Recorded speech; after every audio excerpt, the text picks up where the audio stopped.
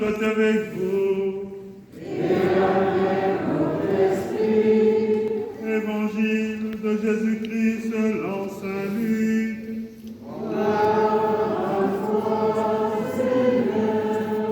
Alors, les amis, vous qui êtes au catéchisme, vous faites 3 fois le signe d'une croix. Sur le front, sur les lèvres et sur la poitrine, sur le cœur. D'accord? Vous tous, hein? C'est-à-dire, Dieu bénit mon âme, bénit mes lèvres et bénit mon cœur. Mon âme, je te rends grâce, mes lèvres pour que je reprenne ta parole et mon cœur pour accueillir Jésus présent. Luc, c'est au chapitre 6, du verset 17 jusqu'au verset 26. En ce temps-là, Jésus descendit de la montagne avec les 12 et s'arrêta sur un terrain plat. Il y avait là un grand nombre de ses disciples et une grande multitude de gens venus de toute la Judée, de Jérusalem et du littoral de Tyr et de Sidon. Et Jésus, levant les yeux sur ses disciples, déclara : « Heureux vous les pauvres, car le royaume de Dieu est à vous. Heureux vous qui avez faim maintenant, car vous serez rassasiés. Heureux vous qui pleurez maintenant, car vous rirez. Heureux êtes-vous quand les hommes vous haïssent et vous excluent, quand ils insultent et rejettent votre nom comme méprisable à cause du Fils de l'homme. Ce jour-là, réjouissez-vous, tressaillez de joie, car alors votre récompense est grande dans le ciel. C'est ainsi, en effet, que leur Père traitait les prophètes. Mais quel malheur pour vous les riches, car vous avez votre récompense. Quel malheur pour vous qui êtes repus maintenant, car vous aurez faim. Quel malheur pour vous qui riez maintenant, car vous serez dans le deuil et vous pleurerez. Quel malheur pour vous lorsque tous les hommes disent du bien de vous. C'est ainsi en effet que leur Père traitait les faux prophètes.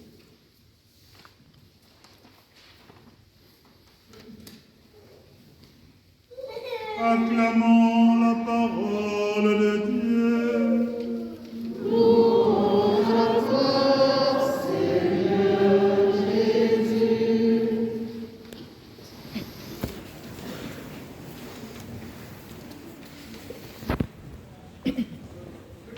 Alors, les amis, vous qui faites votre étape aujourd'hui, je sais que vous n'allez pas tout retenir.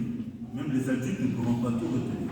Mais je vous demande de retenir au moins un verbe, ou encore un mot, ou encore quelque chose qui va rester présent.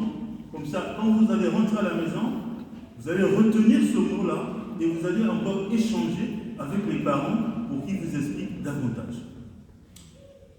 Chers parents, chers amis bien-aimés de Dieu, vous tous ici rassemblés, je disais que nous célébrons le 6e dimanche du temps ordinaire.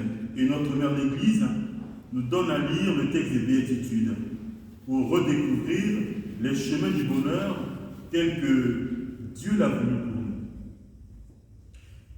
S'il est vrai que les Béatitudes évangéliques sont la clé qui nous permet de comprendre, de connaître le sens que Dieu donne à la vie de son Fils Jésus et à sa mission, il est tout aussi vrai que la pauvreté à laquelle Jésus nous invite, c'est la sienne.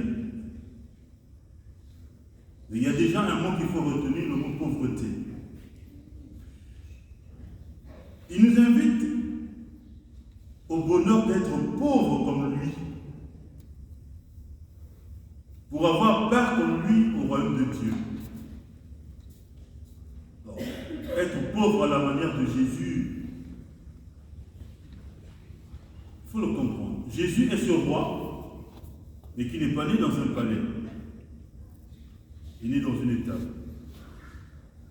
Parce qu'il n'y avait pas de place pour un hôtel, c'était complet. petit enfant, si fragile, mais vers qui justement les mages sont venus apporter leur prison. Jésus est cet enfant qui s'est retrouvé un jour dans le temple au milieu des docteurs de la loi. Et dans lequel temple il révélait qu'il était dans la maison de son père. Donc il y a beaucoup de... c'est pas des antagonismes, mais il y a beaucoup de lectures qu'il faut faire pour comprendre le mystère de Jésus. Mais il y a au moins une particularité dans ce texte, c'est que le Christ prononce une béatitude pour les affligés, pour les souffrants. Les riches, les repus ont déjà leur consolation. Jésus s'adresse aux pauvres, aux humiliés, aux victimes de l'injustice qu'il côtoie chaque jour afin de leur redonner la dignité et de leur révéler qu'ils sont les bien-aimés de Dieu. C'est donc sur Jésus qu'il faut fixer notre regard. Jésus s'adresse à des pharisiens qui semblent tout connaître, qui disent qu'ils connaissent tout. Et les pharisiens qui ne reconnaissent pas en lui le Messie. Souvenons-nous cette page de l'Écriture. Il a caché aux sages et aux savants ce qu'il a révélé aux tout petits. Les sages et les savants, c'était ceux qui se prenaient pour des connaisseurs.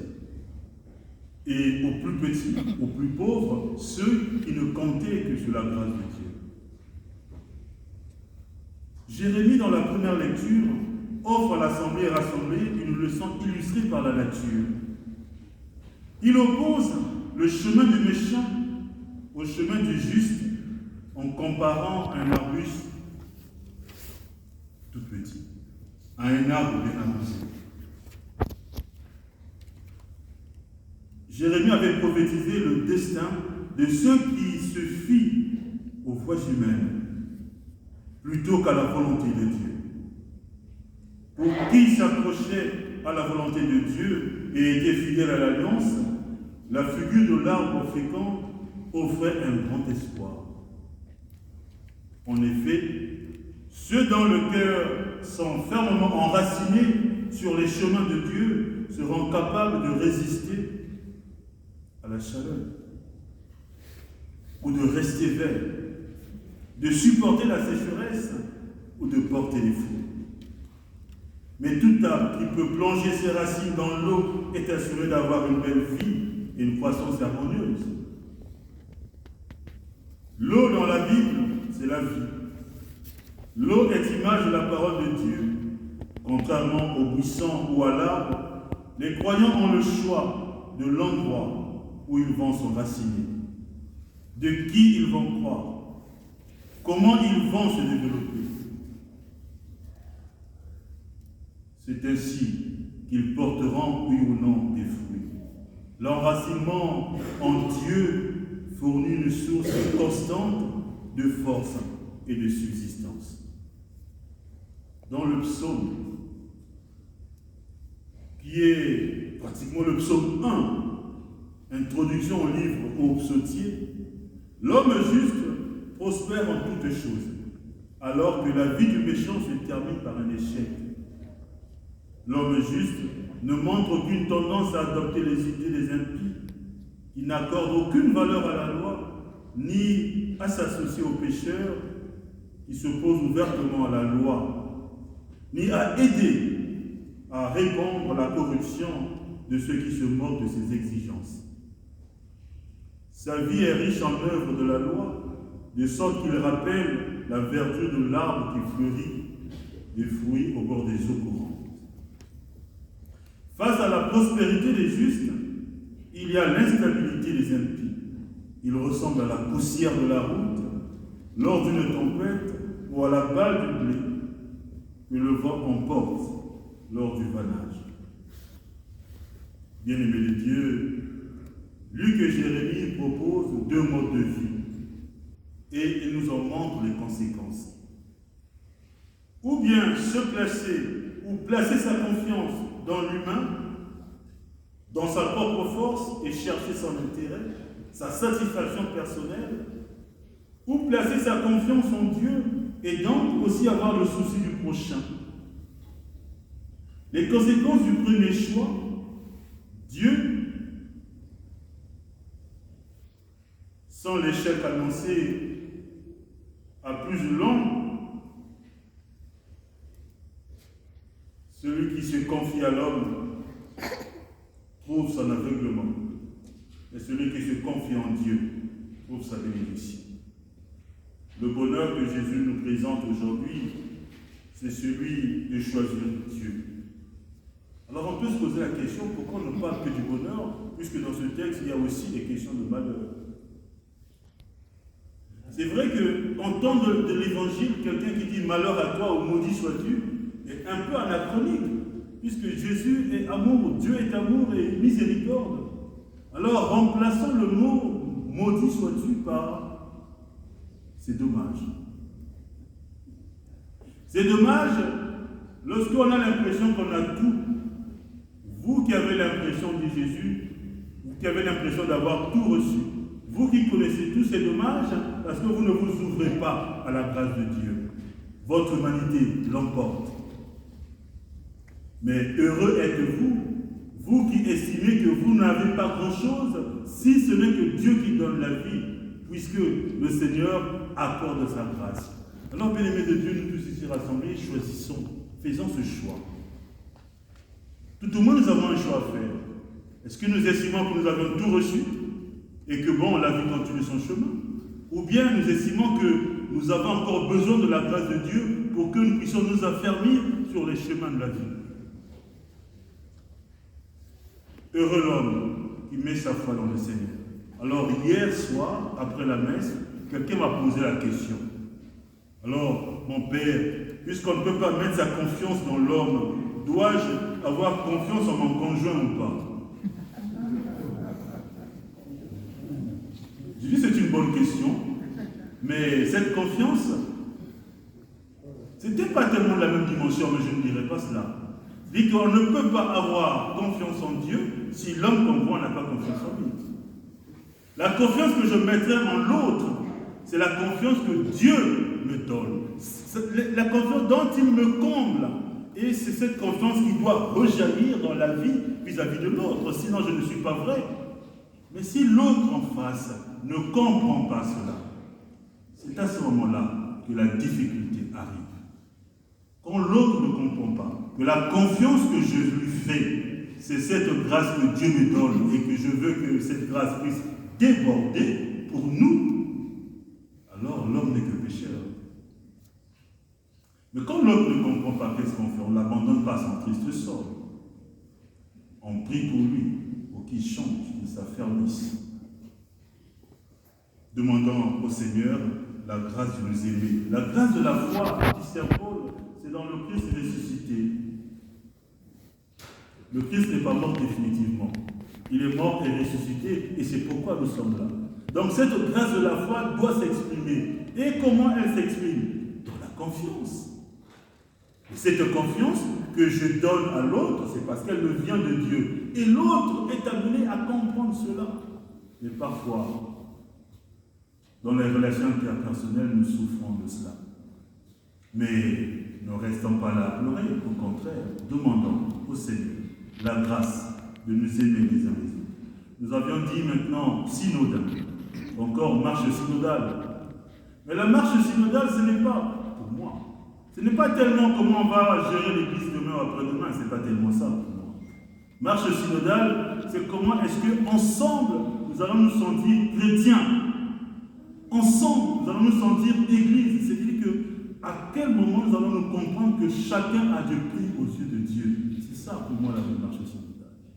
Est-ce que nous avons tous du prix aux yeux de Dieu? Oui, mais est-ce que nous le constatons? Il ne faut pas qu'il y ait des privilégiés, des gens qui se sentent privilégiés et d'autres non. Dieu nous aime tous. Dieu n'est pas comptable de nos péchés, il n'est pas comptable de nos fautes. Il attend que nous puissions ensemble marcher.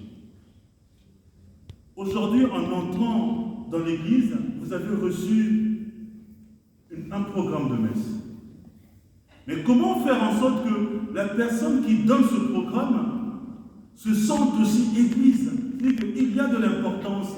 Quand il n'y a pas de programme de messe, nous sommes perdus. Chacun a du prix aux yeux de Dieu. Nous avons un bouquet de fleurs. Mais celui qui a fait, ou celle qui a fait ce bouquet de fleurs, doit se sentir concerné l'Église. Parce que ce bouquet est présenté devant toute l'Assemblée. Ce bouquet captive l'Assemblée. Donc, celui ou celle qui fait ce bouquet représente notre communauté. Il faut qu'elle se sente et que nous puissions avoir de la considération. C'est ça, marcher ensemble. Chacun apporte une pierre à l'édifice qui est l'Église. Il n'y a pas des gens qui ont plus de foi que d'autres. Non. Nous avons tous la foi et Dieu nous aime. Elle peut s'exprimer différemment, je l'entends. Mais nous sommes tous enfants d'un même Père. Parfois, je me dis, mais parfois le vivre, ce n'est pas évident. Demandons à la Vierge Marie, à Saint Hermelin de nous aider. Restez confiants.